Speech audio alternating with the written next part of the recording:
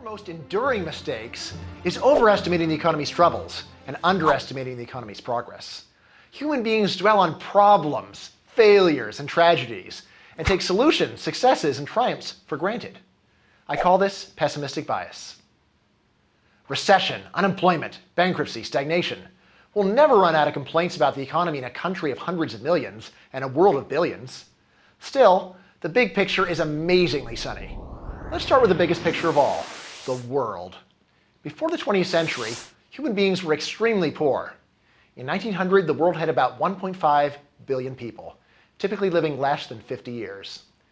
Famed economic historian Angus Maddison estimated that the average citizen of Earth survived on under $1,000 a year. In 2012, we've got about 7 billion people, typically living almost 70 years on about $8,000 a year. It gets better. Money today buys stuff that would have astounded emperors and industrialists in 1900. Many of the goods we take for granted, like planes, medicine, cell phones, and internet, were unavailable at any price. They simply didn't exist. The world economy has slowed during the last few years, but overall progress is still astounding.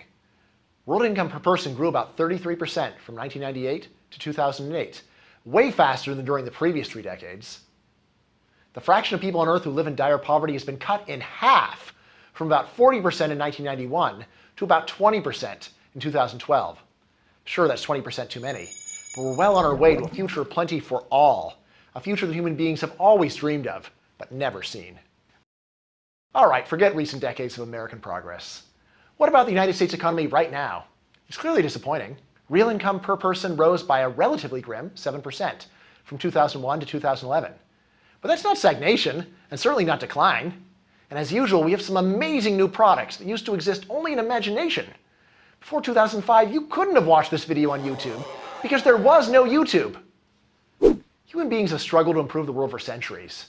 If these mighty efforts had really given us only stagnation and decline, it would probably be time to give up in despair. But happily, that's not the case. Economic progress has been shockingly swift for over a century. The mighty efforts of billions of people to better their lives are paying off around the world. While there's still plenty of room for improvement, we have much to be grateful for, and there's every reason to think that the best is yet to come.